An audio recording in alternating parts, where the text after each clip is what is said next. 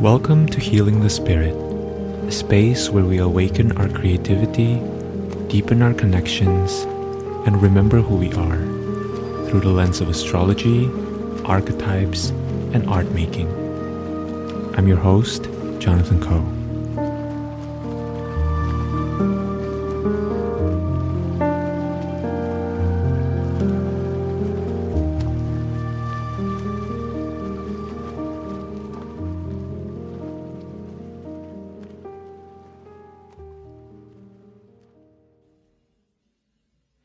Hello everyone, welcome to Healing the Spirit. In this episode, we're going to be talking about the eclipse. So I'm currently recording this on Tuesday, September 17th, 2024 at 7:38 p.m., which is about 3 hours prior to the partial lunar eclipse in the sign of Virgo and Pisces. And I really wasn't going to record this episode, but it kept wanting to come out of me. I kept hearing from the planets, you need to share some of the messages that we are giving you because there's a lot to unpack here. And this specific lunation and this specific eclipse feels to me like it's quite extreme in terms of the pain it might be bringing up and the gifts that it has for us. That the gifts are very bountiful and also the pain can be quite intense. So I really want to speak to it. Let me begin actually by sharing with you a message that I received from the planets in meditation. I wrote it down and I really wanted to unpack that before we get into the technical details because this message feels important and really relevant to me, and perhaps it will be speaking to you in very tangible ways as well. So what I heard was no act of devotion is ever wasted. Energetically, you live in a zero-waste universe. Energy directed always turns into something else. When you sincerely engage in a process, you will always receive something back. The important thing to remember is to open your eyes to see the gifts. Sometimes the gift is pain or wrapped up in a bow of pain. Sometimes the pain is but a messenger. Sometimes the pain is simply a knock on your door. So I want to break this down line by line because there's a lot here to unpack. The first thing they told me was this idea of no act of devotion is ever wasted. Energetically, you live in a zero-waste universe. This is interesting to me because it's reminding me of this idea, right, of energy can't really be vanquished. Energy can't be destroyed. Energy only shifts from one shape to another. And one thing that we do know about this specific eclipse is that it's happening, the sun and the moon are both immutable signs, right? The sun is in Virgo, the moon is in Pisces, and we also have a square to Jupiter. Jupiter is in Gemini, squaring the sun and the moon, and Saturn is co-present with the moon in Pisces.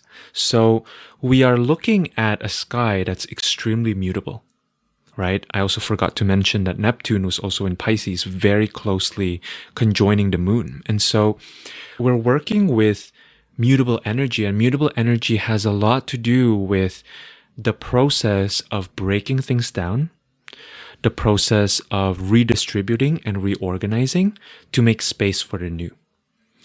Mutable signs teach us the importance of nimbleness, the importance of flexibility. Mutable signs also end things, right? When we think about mutable signs, they're really signs that end a particular season of the zodiac. And so there's something here about recognizing that for some of us, we may be experiencing endings. And some of those endings may be happening in a very dramatic and external level. And for some of us, some of the endings happen internally. We might realize that there are certain patterns that we are done with, that we want to do away. And so part of the work here is remembering that that which we were devoted to at some point, that which we've poured out our life force energy into, is never wasted. This can be a hard truth to see within the short term, right? In the short term, we often are battling the experience of having expectations. If we have been devoted to a specific relationship or a specific project or a specific situation, maybe a job, right? Many of us don't want to experience things not going our way. And yet, with eclipses, often what happens is there's a little bit of a surprise. One thing that I've known and observed to be true over the course of being an astrologer and over the course of watching patterns during eclipses is that eclipses are always bringing forth something that our thinking mind didn't realize or didn't calculate or account for, right? And some of these may look like things coming out of left field, things that we didn't predict, right? Maybe an unexpected cost or an unexpected opportunity may come our way. But some others are simply manifestations of things that we've already kind of felt brewing under the surface, but some part of us are unwilling to look at, right? And it just kind of comes up and out and surprised us. And it may also be the case that we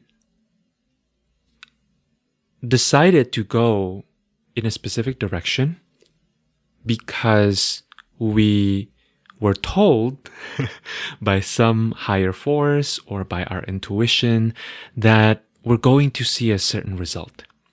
And it may be the case that the surprise comes in the form of that result not actually materializing.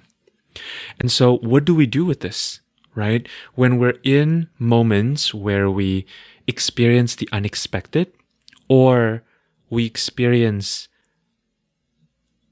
the expected not coming into fruition, it might come with a lot of emotional disappointment. And so the next thing that they were telling me was this idea of how when we sincerely engage in a specific process, we'll always receive something back.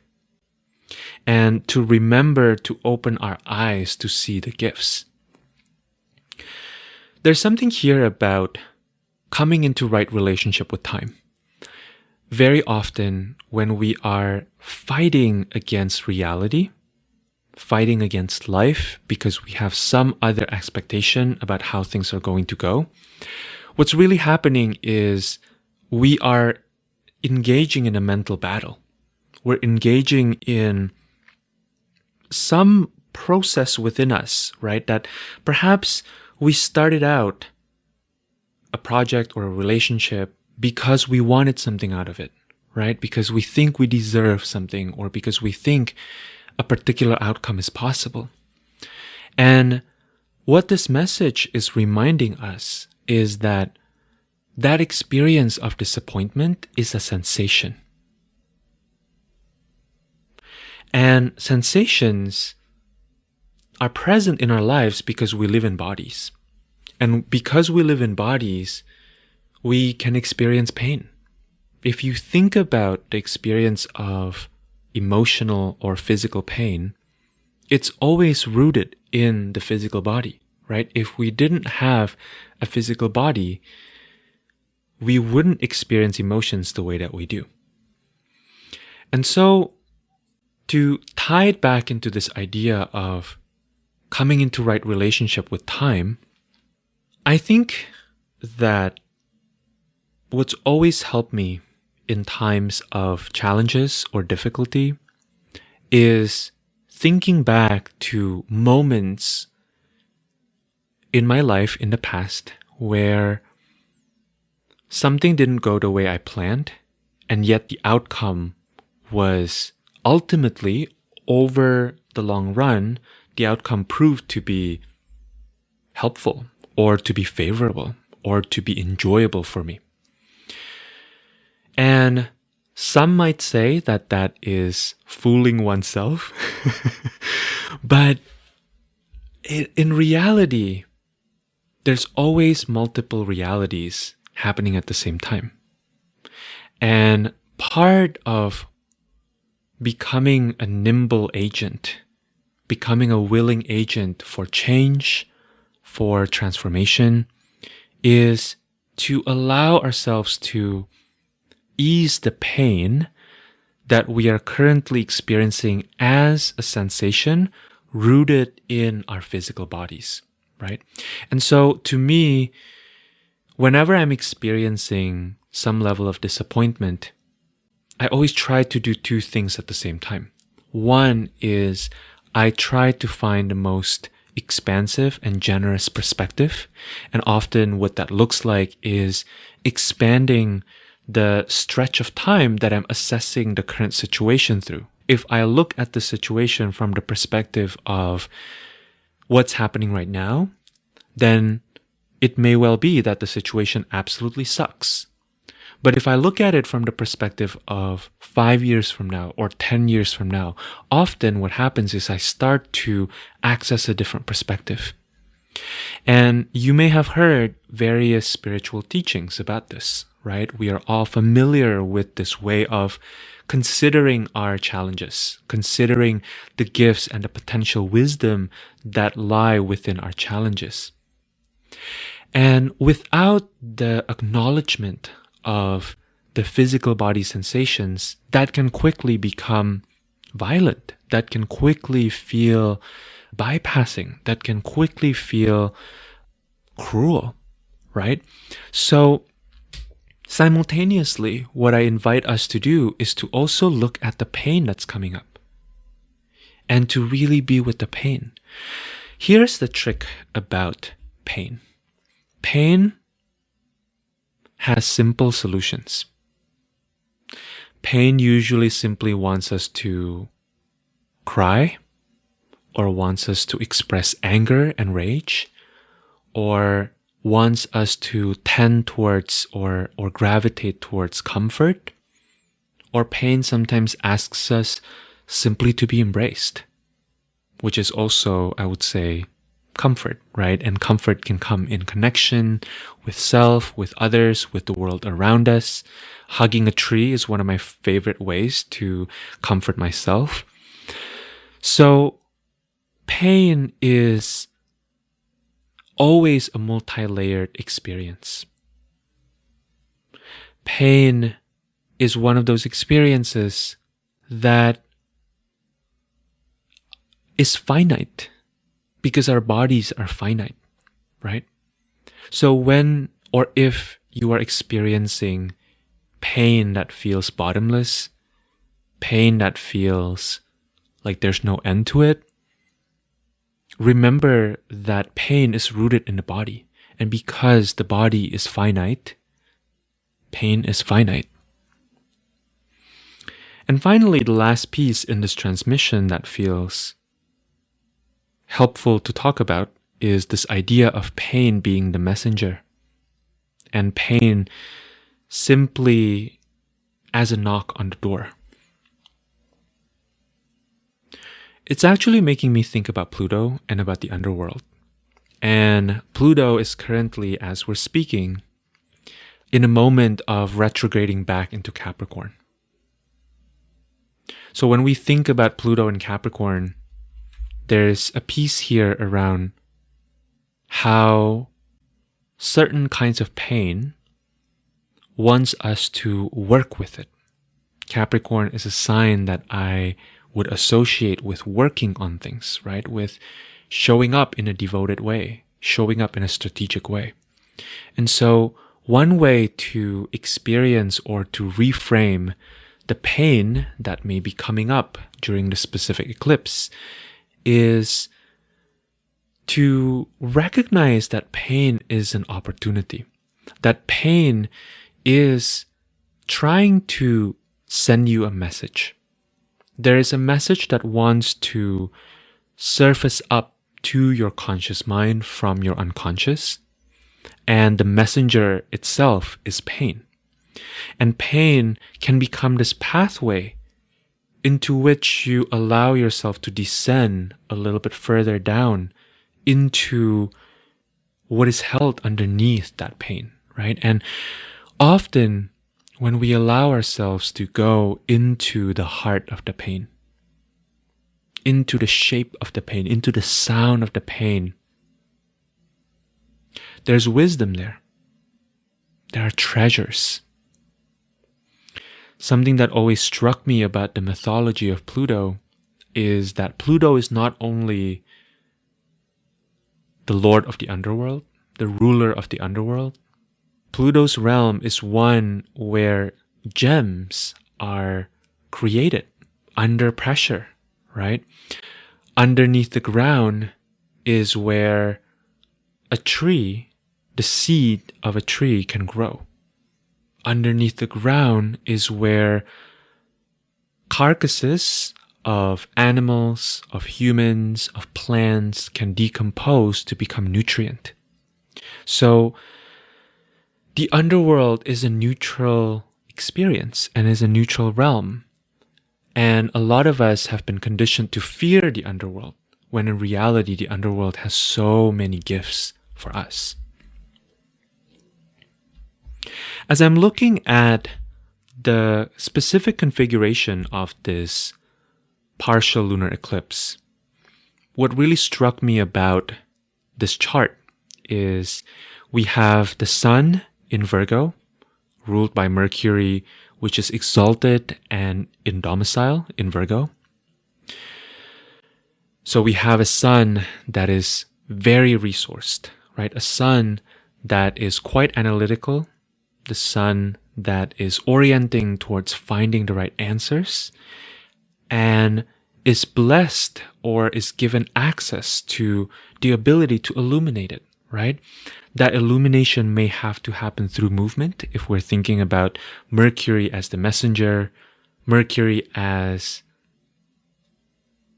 associated with merchants and also associated with thieves. There's a trickster energy to Mercury, right?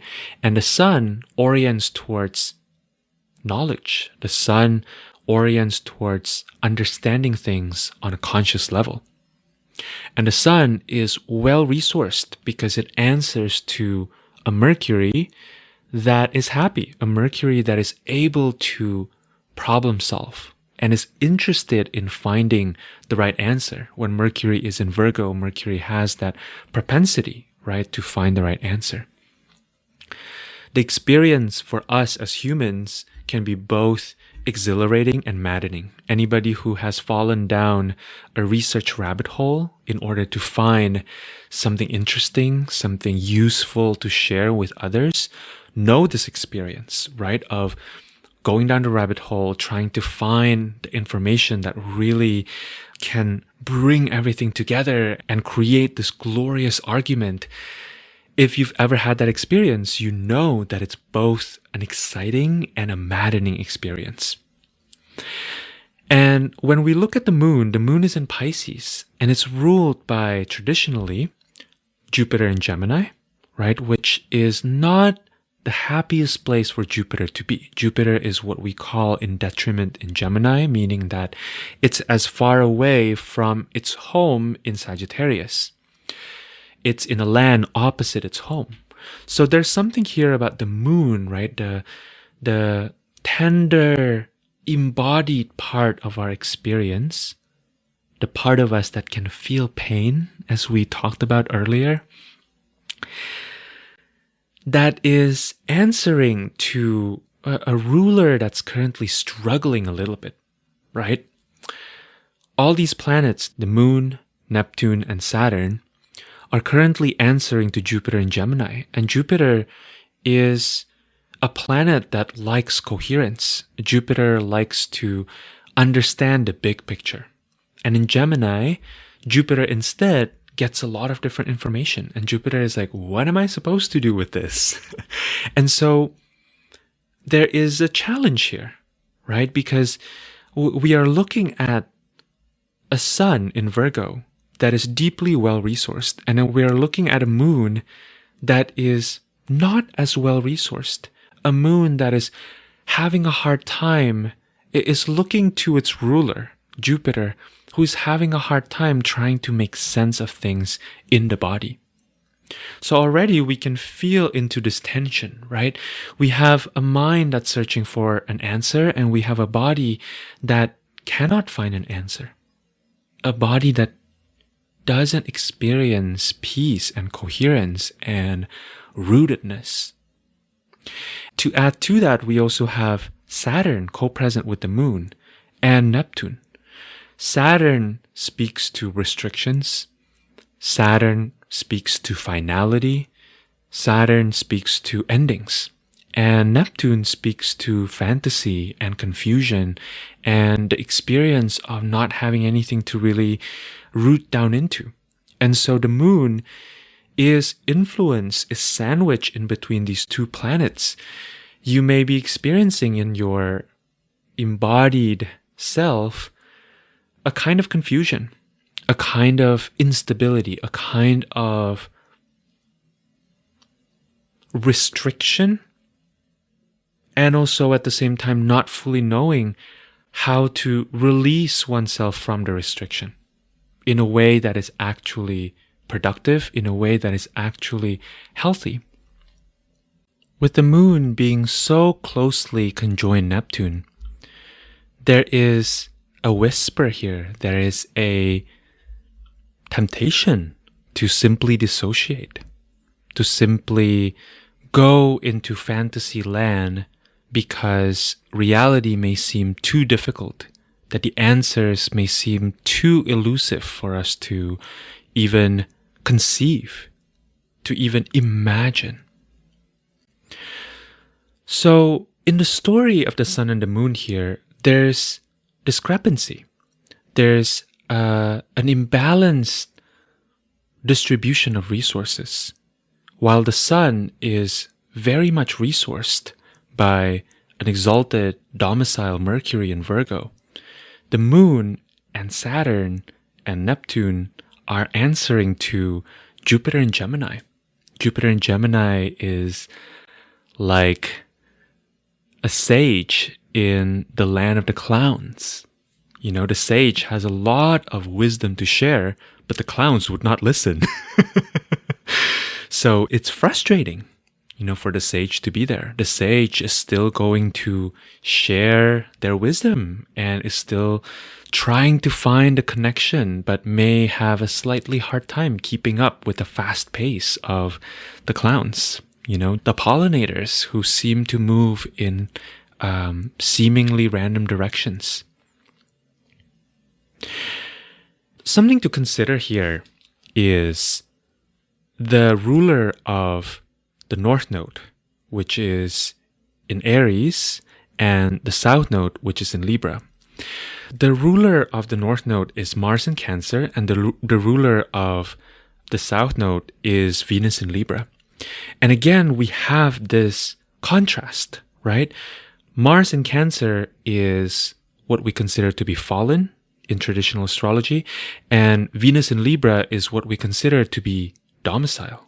So again, we have Mars, this warrior, this soldier, this explorer that is stuck in the circular, spiralic realm of the moon, right? When I think about Mars in Cancer, I think about the frustration that we often feel when we are hiking and yet we are lost and we keep circling around in the same spot, right? Have you ever been lost and tried to navigate your way out of your lostness and realize you've been walking in circles? It's a very frustrating situation. In our martial exploration, we want results, we want directions, we want clarity, right? That's why Mars is exalted in Capricorn. And in Cancer, Mars is challenged. Mars needs to be a little bit patient. And mind you, Mars has to be very patient this time around because Mars is going to pretty much stay in Cancer until the end of Q1 2025. So there's going to be a lot of Mars being frustrated and not fully knowing how to deal with emotional pain and things probably getting a little bit out of control. When I think about Mars in Cancer, one of the challenges with Mars in Cancer is that it's emotional and it's sensitive, and Mars, wanting to move fast, wanting to find a resolution, might find that things get a little bit worse when they're trying to resolve things quickly. Some things, especially when it comes to our emotions, take the time that they take, and we just need to surrender to their timing. And this Mars in Cancer ruling the North Node in Aries, right? The North Node in a lot of mythologies is considered the head of the dragon. And so the head of the dragon is where we feel a hunger, where we feel a desire to move forward, to fulfill some of our goals, to fulfill some of our desires, and to go straight into our destinies. And yet with Mars in Cancer, we may not totally find that that endeavor is super productive. That when we try to move towards our goals with strategy, we might find that the cosmos ended up laughing at us. And we then need to look at the South Node. And the South Node is ruled by a domicile Venus in Libra. Domicile Venus in Libra is all about conversation. And we as human beings are relational beings. We are always in conversation with ourselves, with the people around us, with the world around us. And so when thinking about Venus in Libra ruling the South Node, the processes of the South Node has to do with releasing, with letting go. And so there's something here about giving ourselves permission to look at what we're ready to part with rather than focusing on that which we are moving towards. Rather than, and this is something you can do practically, right? This is a very practical advice because, for example, if what you would like is to perhaps make more money, or what you would like is to be more creative, rather than allowing yourself to get so stuck and to get so focused to the point of blindness, if instead of looking towards your goal and trying your hardest to see it come true and trying to plot out your every step so that you get there, the invitation here is to look at what you need to release. That there's something here about the process of releasing, right? Even when the release seems minor. Like let's say if what we're concerned about is money, perhaps looking at some habits that we can release, right? We may not like to release the habit of buying that $7 cup of coffee, but when the money in our bank account is not where we want it to be, there may be something actually really delicious about making our own coffee. That's a light example, but we can really expand that to other areas of our lives, right? And give ourselves permission to really be compassionate, but also clear and honest about where we need to balance things, right? Venus in Libra also has a lot to do with balancing. So we might want to look at places in our lives that are out of balance and ask ourselves, what is the smallest thing I can do? What is the least painful thing I can do? Again, Venus has to do with pleasure, right? What is the most pleasurable thing I can do to restore just a little bit of balance? If your workload has been intense, maybe the balance looks like taking a little bit of nap. If you've been feeling like there's not a lot of momentum in your life, maybe the balance is to bring a little bit more vigor and give yourself a self-imposed project that can make you feel more alive. One thing I want to mention about the specific lunation that feels important to me is if you look at all the different planets, they all kind of lead back to Mercury, which I think is Always so fascinating. So if we look at the sun, which is currently in Virgo, obviously the sun answers directly to Mercury in Virgo, right? But when we look at the moon, Saturn, Neptune in Pisces, these planets answer to Jupiter in Gemini, and Jupiter in Gemini answers to Mercury in Virgo, right? And likewise, if we look at Mars in Cancer answers to the moon in Pisces, which answers to Jupiter in Gemini, which answers to Mercury in Virgo. So there is a tapestry, there is a story here that continues to lead us back into Mercury in Virgo. The only exception here is really Venus in Libra. Venus is in her own home in Libra, and Venus is doing her Venusian things in Libra, right? But everybody else ultimately answers to Mercury. So what story might we make around this? What is the message here for us? We are communing in the land of the trickster with the specific lunation, right? Mercury is the trickster. So consider the possibility that you are being tricked here.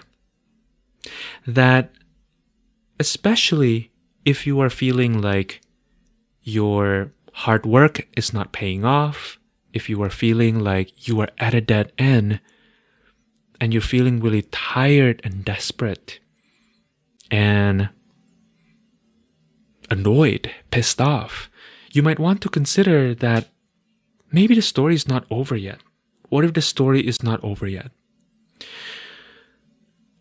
The trickster, it always plays such an interesting role in stories, right? Because the trickster shapes the trajectory. The trickster is telling the rest of the characters, hey, there's this dimension of reality. There's this dimension of being alive that you haven't looked at.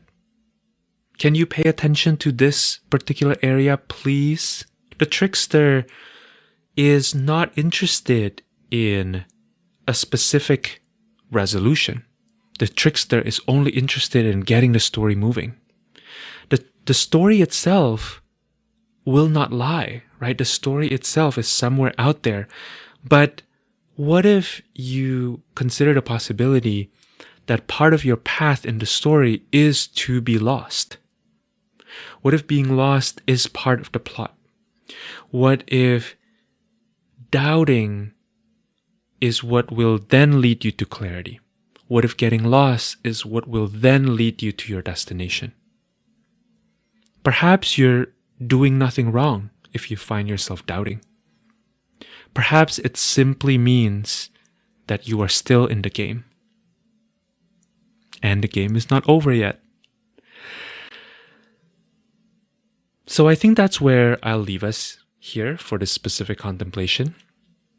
I may record another one for the solar eclipse in Libra. And yeah, in the meantime, I hope that you take good care of yourselves. And if you would like to work more deeply with the energy of the mutable signs, I invite you to my upcoming offering, Shapeshifting Academy. It is such a fun offering. This is the first time I'm running it, and already as I'm feeling into the practices that we will share here, and as I'm feeling into the community that's coalescing, this is really a container to get us unstuck in our own self-concepts, get us unstuck with our creative projects, get us unstuck in our relationship with each other and with the world. This is really, Shapeshifting Academy is really trickster school. It's not so much about adding into your arsenal of tools, but I think of it more as about releasing your grip on expectations, perspectives, goals that are too rigid. Shapeshifting Academy is about re-accessing flow and flexibility. And in order to do that, we have to wiggle ourselves out of some of the ways that even within our spiritual practices and even within our creative practices, we hold ourselves back in a tight knot, right? When we're in a tight knot, we're often unable to flow in life. And when we're unable to flow in life, things are 50 times more difficult. Whereas when we allow ourselves to really be with what is and to give ourselves the permission, the time to really practice being with the sensations that arise when reality doesn't move in the ways that we want reality to move, then we start to become collaborators with life. We start to be one of the instruments playing one of the beautiful lines of that symphony, rather than feeling like we are responsible for the whole symphony. And so if this sounds exciting to you, if this sounds fascinating, then I invite you to check out the course page. It's going to be in the show notes below. And yeah, I hope that this eclipse season is not going to be too harsh on you. And I look forward to sitting here again with you, whenever that may be. All right, sending you all so much love, and I thank you from the bottom of my heart. Take care.